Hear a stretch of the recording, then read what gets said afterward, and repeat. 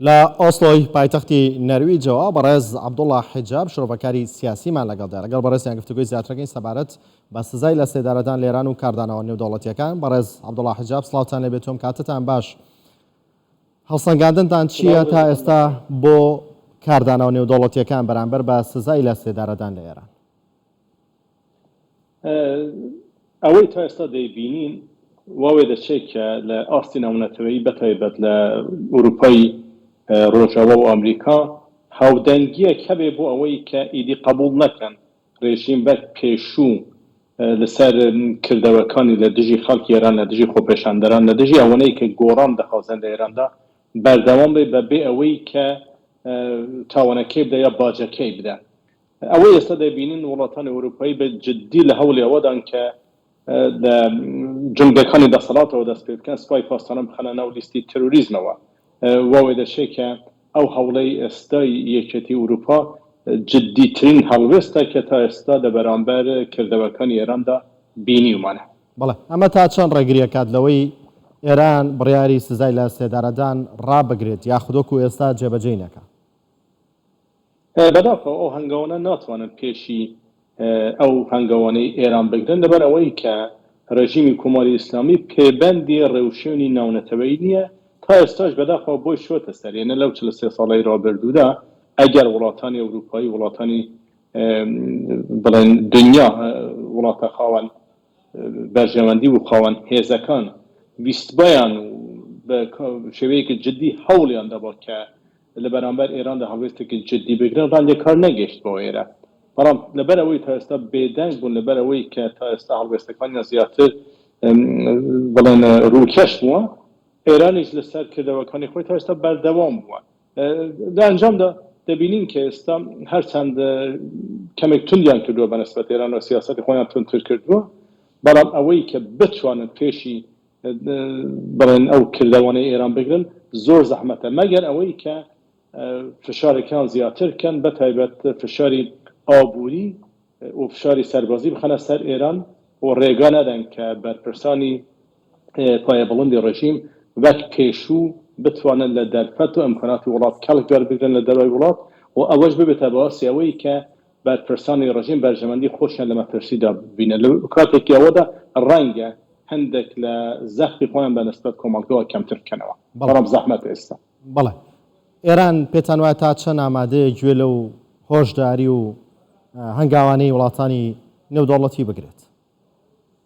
ئەوەی تا ئێستا بینیمانە ئێران گوێ نادەتە و هەڵوێستانە، بەڵام ئەوەشمان بینیوە کە ئەگە هەڵوێستەکان جددیتر بن ئێران ناتوانێت لە بەرامبەر ئەوەندا هەرەوە بڵێن بێتەفاوت بێنێت. ئێران ئەگەر هات و فشاری زیاتری بوو هات بێگومان ئێران هەندێک شت ڕعایەتێک هەندێک شت لە بەرچاو دەگرێت. بەڵام ئەوەی کە ئێستا دەیبینین ئەوەیە کە ڕێژیمی کۆماری ئیسلامی هەبوونی خۆی لە مەترسیەکی جددیدا دەبینێت، بۆیە دەیەوێت خەڵک بترسێنێت، دەیەوێت پێشنگانی کۆمەلگا بترسێنێت، دەیانەوێت ئەوەی کە ڕاپەڕینیان ئەنجام داوەیە ئەوەی کە بڵێن لە ڕاپەڕینەکاندا دەورێکی چالاکیان بووە بە شێوەیەک بیان ترسێنێ و سزایان بدە کە خەڵکی دیکە نەوێرن جارێت کە بێنە گۆڕەپانی ڕاپەڕینە دژی ڕێژیمەوە. بەڵام پێم وایە ئیدی ڕێژیم بۆ خۆشی ئێستا هەستی پێ کردووە کە درەنگە بۆی ناتوانێت پێشی ئەو ڕاپەڕینانە بگرێت. بەڵێ لە دوای سەرهەڵدانی خۆپیشاندانەکان ئەمریکا بە شێوەیەک لە شێوەکان گفتوگۆکردنی لەسەر پرسی ڕێکەوتنی ئەتۆمی و نوێکردنەوەی یاخود باڵی زیندووکردنەوەی و ڕێکەوتنە ڕاگرتوتی زیاترێمە چاومان لەسەر خۆپیشاندانەکانە. پێتان وایە داهاتوی ڕێکەوتنی ئەتۆمی بەرەو کوێیە؟ ئەوەی کە ئەمریکا کوتی من پێم وانەیە کە لەبەر ڕاپەڕینی ناوخۆیی و لەبەر زەختی ئێران بەرەستە خۆپێشاندەرانەوە بوو بێت. لەبەر ئەوەیە کە دانوستانەکان بە بنبەست گەیشتون، یان لە مێژیشە بە بنبەست گەیشتون، چونکە ئەوەی کە ئەمریکا دەیویست بەدەستی نەکەوت، ئەوەی کە ئێران دەیویست بەدەستی نەکەوت، یعنی هەردوولا بەردەوام بوون لەسەر پێداگیری لەسەر هەڵوێستەکانیان، ئەوەش بباسی ئەوەی کە نەتوانن کێشەکانیان چارەسەر بکەن. لەلایەکی دیکەوە لە ئاستی ناونەتەوەیدا هەندێک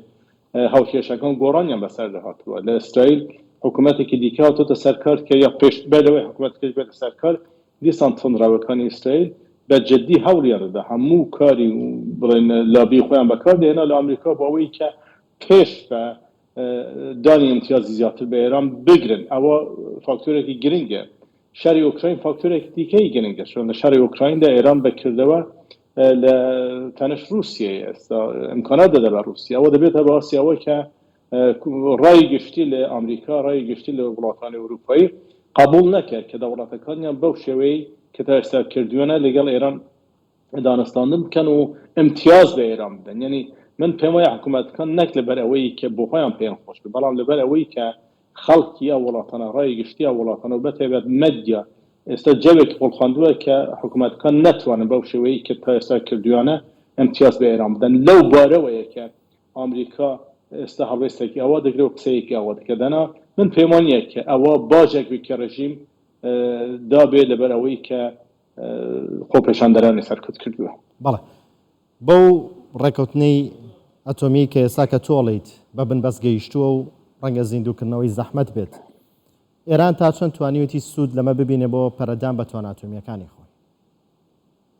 ئەوەی بینیمان پێشتر وەوێ دەچوو کە هەردوو لە هەوڵی ئەوە دەدەن هەردوو بە جددی هەوڵی ئەوە دەدەن کە بە شێوەیەکی ئەو مەسەلەیە چارەسەر بکەن کە هیچ لایەک خۆی بە دۆڕە و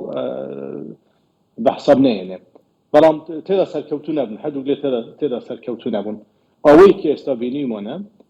ئەو ڕەوشەی کەواتە پێشەی یارمەتی ئێراندا کە ئێران بتوانێت خۆی بگەنێتە ئاستە کە ئەگەر بیاوێ تەنانەت دەتوانێت بۆمبی ئاتۆمیش دروستکە من پێم وایە تەکنۆلۆژی هەیە نەک ئەوەی کە بۆ خۆی شعوری ئەوەیە بێت تواناییەوە هەیە بێت بەڵام هاوپەیمانی هەیە لە ئاستی ناونەتەوەیدا کورەی باکوور هاوپەیمانیەتی رووسیا هاوپەیمانیەتی چین بە شێوەیەکی جددی یارمەتی دەکات